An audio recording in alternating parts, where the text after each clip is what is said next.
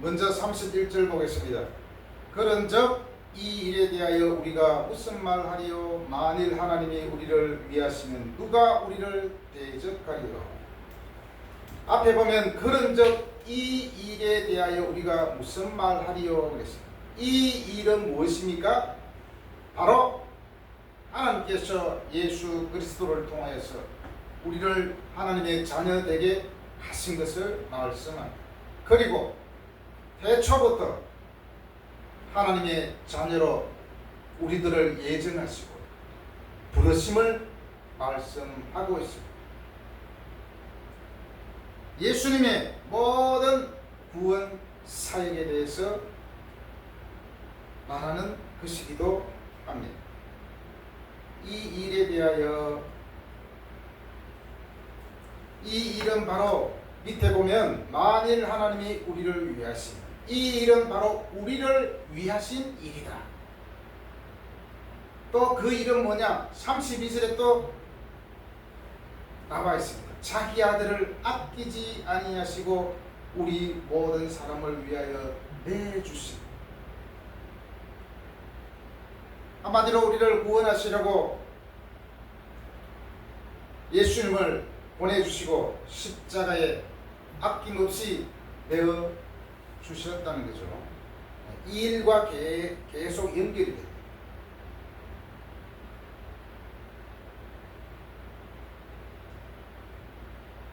이 일에 대하여 우리가 무슨 말을 하리요?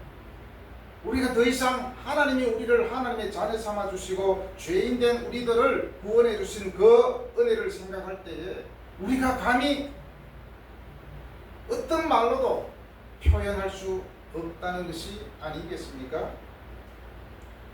만일 하나님이 우리를 위하시면, 우리를 하나님의 자녀되게 하시고 우리들을 태초부터 예정해 주시고 불러주신 그 하나님께서 우리를 위하시면 누가 우리를 대적하리? 만군의 하나님께서 우리와 함께 하시면 그 어떤 누구도 대적할 수 없다는 것입니다.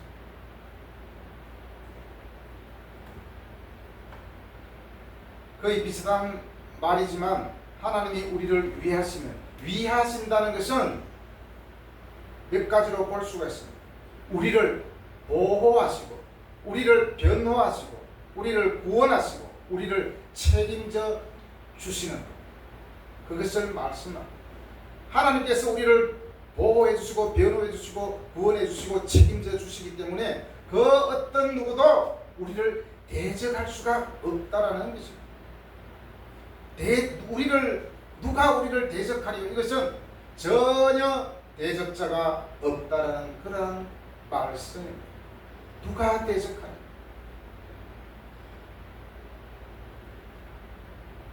믿음의 자손, 우리는 성경에서 아브라함의 믿음의 자손이라고 그렇게 언급하고 있습니다. 믿음의 자손인 하나님이 우리에게 축복하신 우리들을 누가 막을 수 있느냐는 것입니다. 하나님께서 축복하신 것을 그 누가 빼앗아갈 수가 없다는 것입니다. 대적할 수가 없습니다.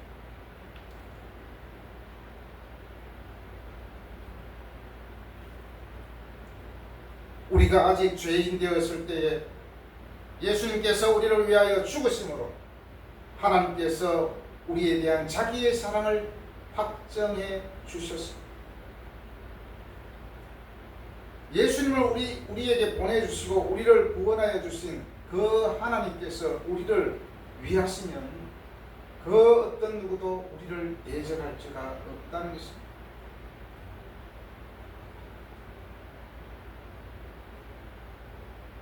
하나님께서 우리에게 대한 자기의 사랑을 확정해 주셨다 그랬습니다. 우리에게 가장 큰 힘이 되는 것은 하나님이 우리를 사랑해 주신다는 것입니다. 세상 사람들은 조금만 못하면 낙인 찍어버립니다.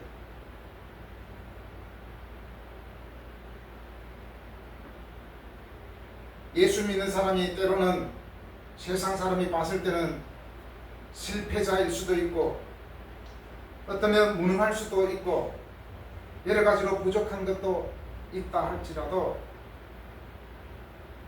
그러나 하나님께서 우리를 하나님의 자녀 삼아 주신 것, 이 복이야말로 우리에게 가장 큰 복이며 그 복을 빼앗아갈 자가 없다는 것입니다.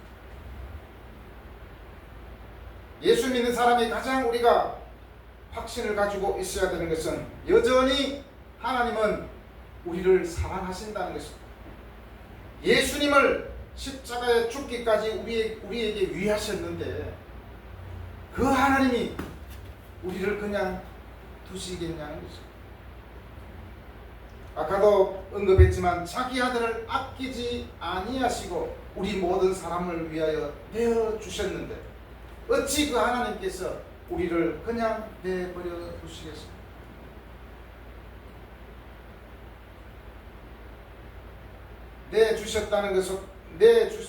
내주셨다는 것도 바로 하나님은 우리 편이시기 때문에 가능하다는 것입니다.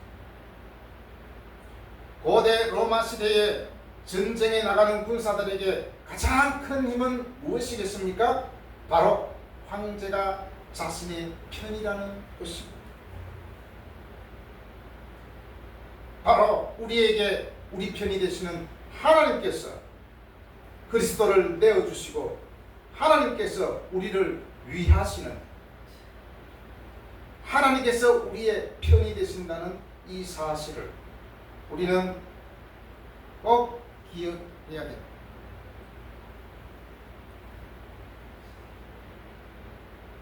(31절) (32절) 그리고 (33절) (34절) (35절) 계속해서 나오는 단어가 있습니다. 반복해서 나오는 단어 바로 누가입니다. 누가 우리를 대적하리요. 32절에서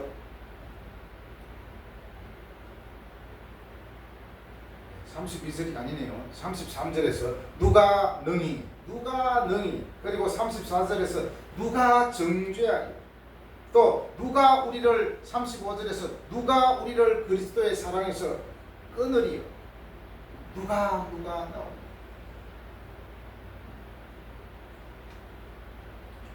여기서 누가는 바로 세상이나 마귀 혹은 그의 모든 하수인들을 말합니다.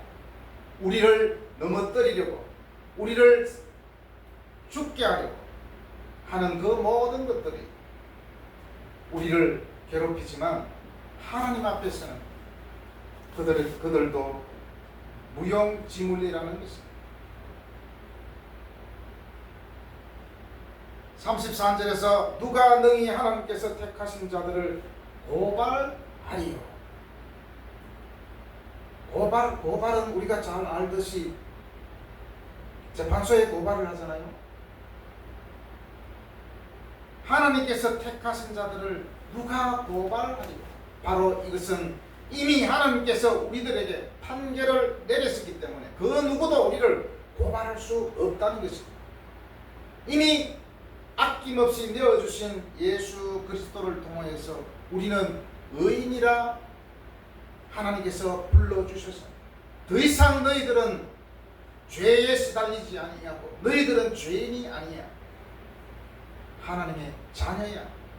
이렇게 하나님께서는 판결을 내렸었기 때문에 사단이 우리를 감히 고발할 수가 없는 것입니다. 하나님께서 판결을 이미 내렸었다는 것은 바로 하나님께서 우리를 의롭다라고 하셨다는 것입니다. 우리에게 고발자가 있습니다. 첫 번째로 사탄이 어떻게 말하느냐? 야, 하나님이 너 같은 사람을 사랑하시겠어? 야, 너 같으면 너 같은 사람 사랑하겠어? 이렇게 자꾸 우리들에게 의심의 목소리를 넣어줍니다. 완전 악한 보이스피싱이죠. 그런 것을 볼 때에 보이스피싱 완전 사단의 졸개들이에요. 하나님이 너 같은 사람을 사랑하시겠어?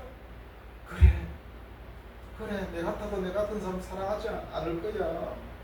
막 이러면서 절망 가운데 시험 드는 사람들이 예수 믿는 사람한테 있다는 것입니다.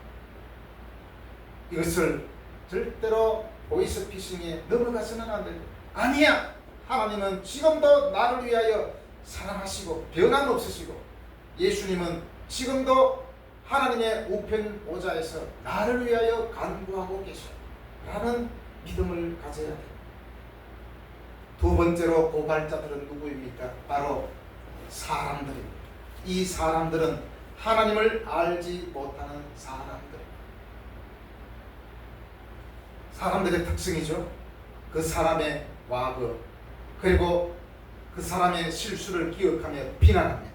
야, 너 10년 전에 너 그 실패했잖아. 너 10년 전에 어떻게 했어? 계속 주입을 너는 죄인이야. 돌이킬 수 없는 죄인이야 라고 계속해서 비난합니다.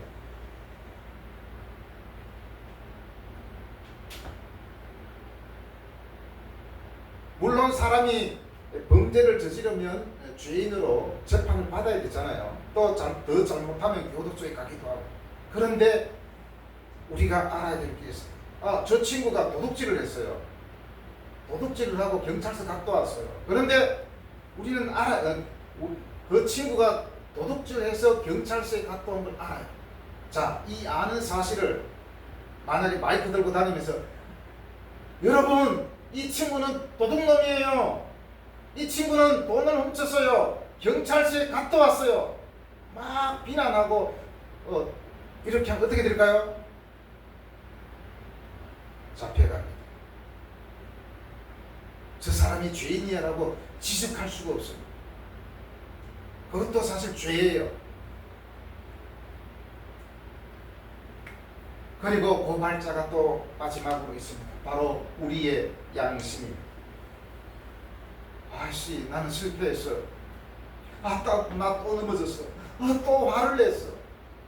또 어쩌다 보니까 또 죄를 지었게 됐어.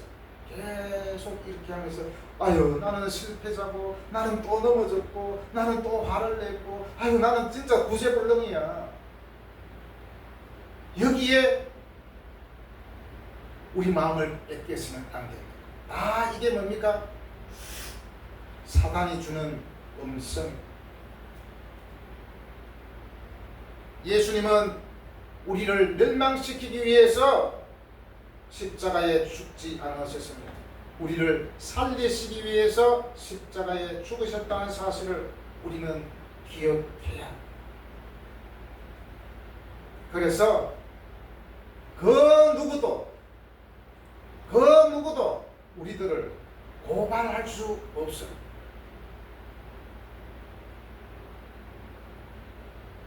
자녀가 때로는 엄청 죄를 지으면 나서서 부모가 고발할 수도 있어요.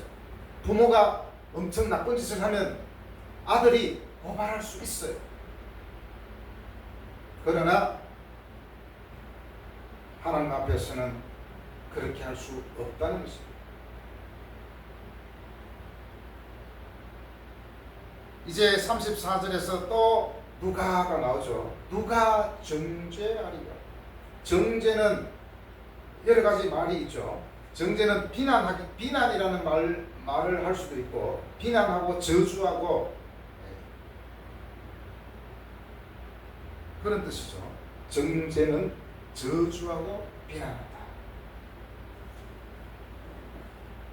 누가 정죄하리요라는 것은 하나님 이외에는 누구도 정죄할 수 없다는 것입니다. 하나님 이외에는 그 누구도 심판자가 될 수 없다는 것입니다. 우리 예수 믿는 사람에게 저도 마찬가지고 가장 잘못된 부분이 뭔지 압니까? 다른 사람을 정죄하는데, 야, 니 같은 놈이 어떻게 교회를 와? 하면서 정죄하는. 예수 믿는 사람끼리 서로 정죄하는 것은 사실 하지 말아야 되는 거예요. 저주하고 비난할 때가 많습니다. 물론 직접적으로 나가 죽어, 너는 바보야, 막 이렇게 할 수는 없지만 서로 비난하고 서로 저주하잖아요. 야, 너는 이런 게 나빠 하면서 서로 막 이렇게 하면 교회가 안 되겠죠.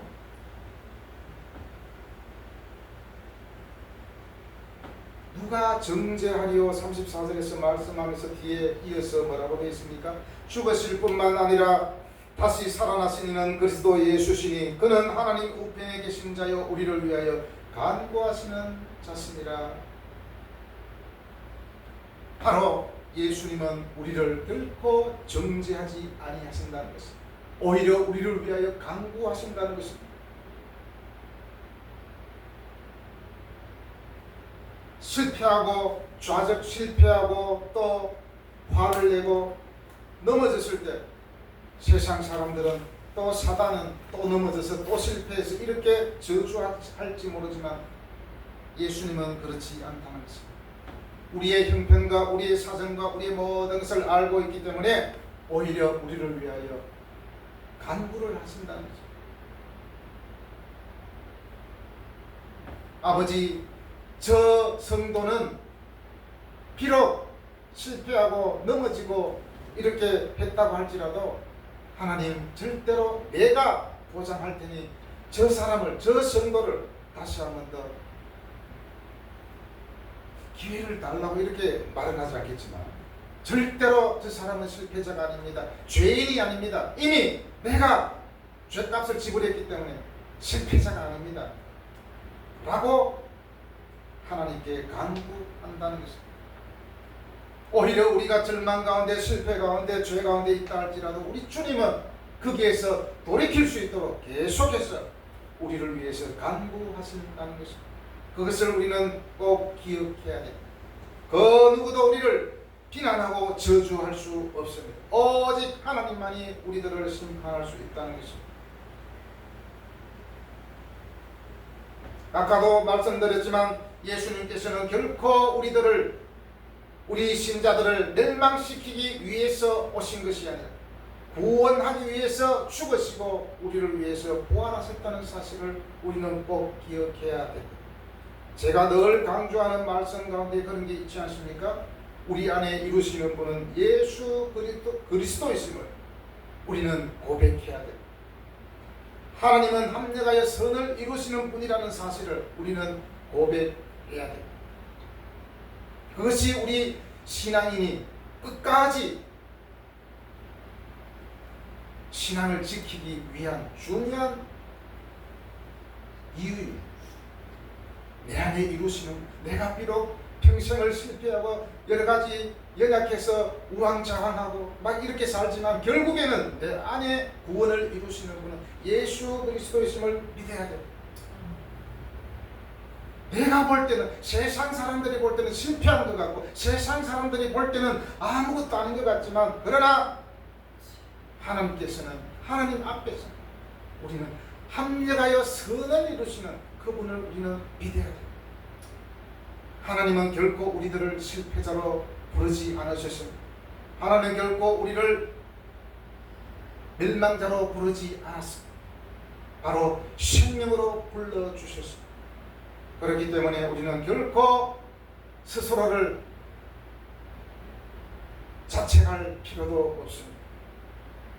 하나님께서 우리를 어떠한 경우에도 정죄하지 않으시고 어떠한 경우에도 고발하지 않으시고 오히려 우리의 편에 서서 우리에게 용기를 주시는 그분임을 우리는 고백해야 됩니다. 이제 또 35절에서 누가라고 얘기합니다. 누가 우리를 그리스도의 사랑에서 끊으리요? 누가 우리를 그리스도의 사랑에서 끊으리요? 이것은 바울의 고백이며 수많은 신앙의 위대한 신앙인들이 고백한 내용입니다. 감옥에 있던 내가 죽음 앞에 있던 병원에 있던 결코 그 모든 것이 그리스도의 사랑에서 끊을 수 없다는 것입니다. 여기서 끊는다는 것은 관계적인 단절을 말합니다. 관계 단절.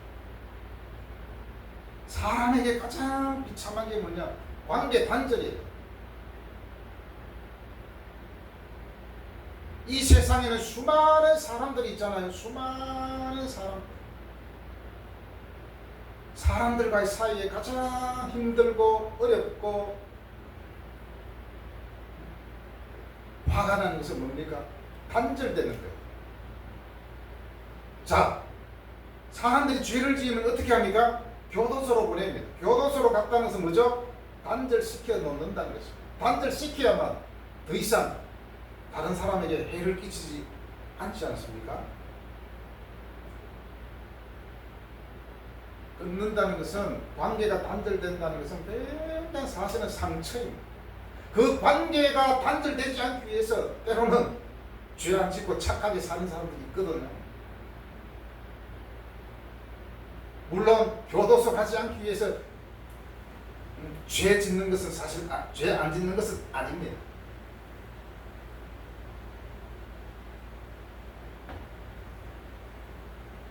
우리를 그리스도의 사랑에서 그 누구도 끊을 수 없는데, 여기 보니까 환난이나 곤고나 박해나 기근이나 적신이나 위험이나 칼이다.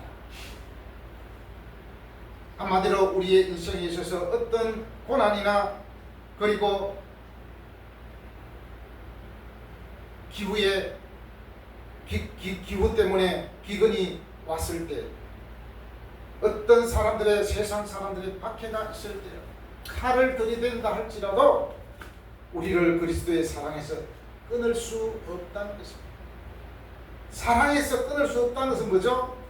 굉장히 그 관계가 확실해졌다는 것입니다. 하나님과 나 사이의 관계가 확실해졌다는 것입니다. 마치 강력한 그 본드가 붙어있는 것처럼 떼낼 수가 없습니다. 왜 떼낼 수가 없을까요? 그리스도의 사랑이 엄청나게 크기 때문에 그 누구도 끊을 수가 없는 거예요. 그래서 하나님과 나 사이에, 예수님과 나 사이에 사랑으로 붙어있기 때문에 그 누구도 끊을 수 없다는 거예요. 그래서 세상 사람들의 사랑보다도 하나님의 사랑의 힘이 이렇게 큰 것입니다. 환난이나 곤고나 박해나 기근이나 적신이나 위험이나 칼이나, 이것은 신자들에게 실패로 경험한 극심한 시련을 말하는 것입니다. 바울이 이것을 오롯이 경험했습니다. 감옥에 있고 전도하다가 핍박을 당하고 순교의 위험이 있을 때에도 그 누구도 그리스도의 사랑에서 끊을 수 없다는 것입니다.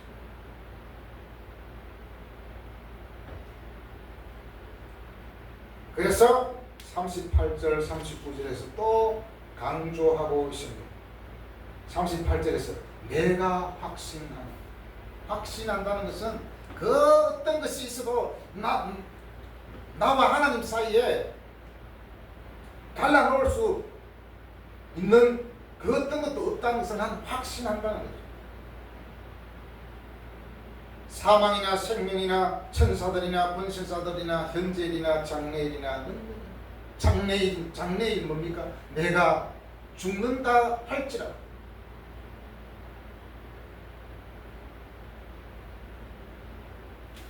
하나님의 사랑에서 끊을 수 없다는 것입니다.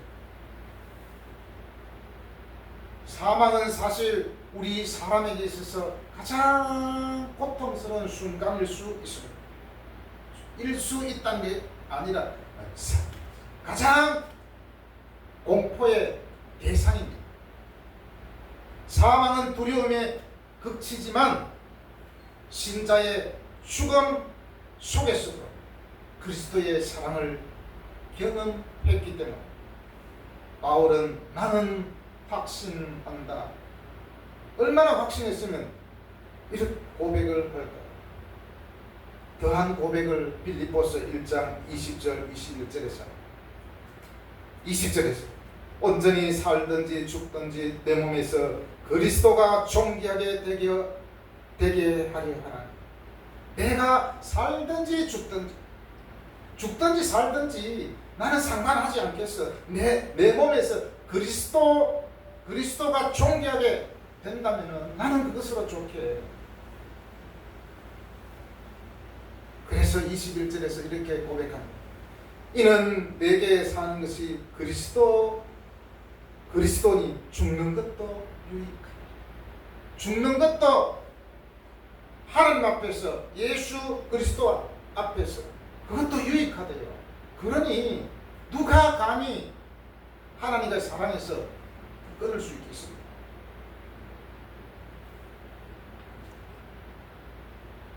이것은 확신하지 않고는 도저히 고백할 수 없는 말씀입니다.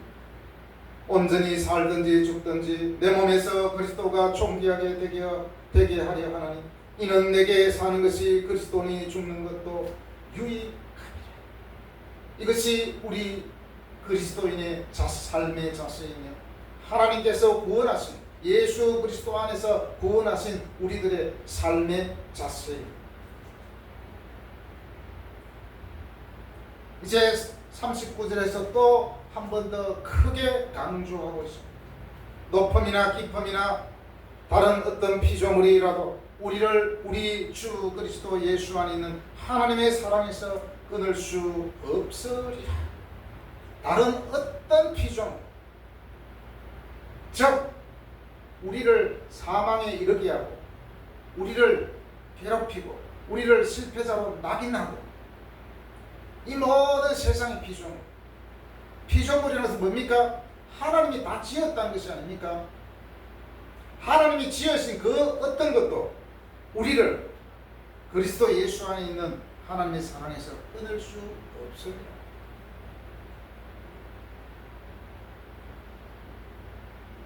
이 고백이 우리에게 있어야 되지 않겠습니까? 우리 스스로도 늘 이렇게 말하죠. 아유, 나는 실패야. 이래가지고 뭔 일을 하겠어. 이렇게 할 필요가 없어요. 그 가운데서도 하나님께서는 합력하여 선을 이루신다는 사실을 기억해야 됩니다.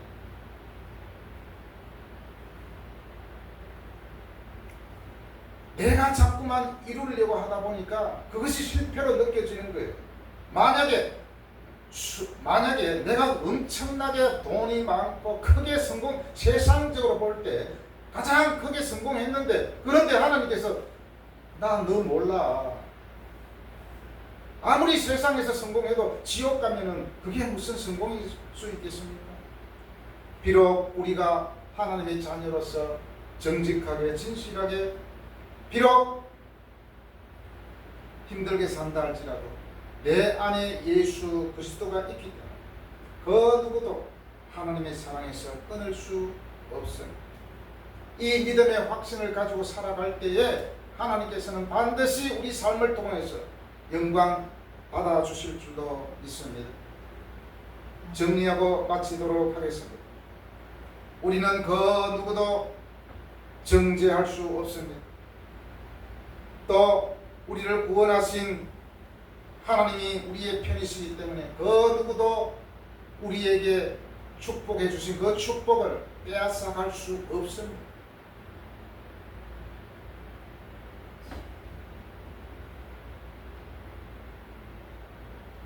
제일 중요한 것, 누가 우리를 그리스도의 사랑에서 끊으리요? 우리를 우리 주 그리스도 예수 안에 있는 하나님의 사랑에서 끊을 수 없어요. 우리는 예수 그리스도 안에 거하면서 하나님의 사랑으로 성숙해가며 또 하나님의 자녀로서 사랑받으며 살아가고 있습니다. 이것을 결코 잊지 말아야 됩니다. 지난번까지도 계속 요한 1서를 통하여서 하나님은 사랑이시니 우리는 서로 사랑하라라고 했지 않습니까? 여기도 똑같아요. 하나님께서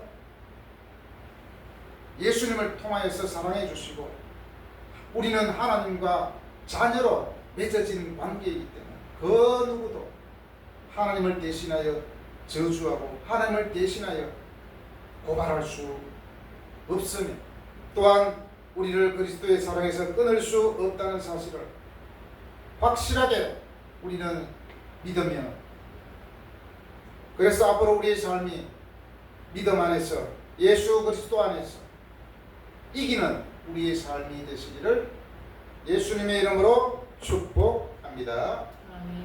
기도하겠습니다. 하나님 아버지 감사합니다.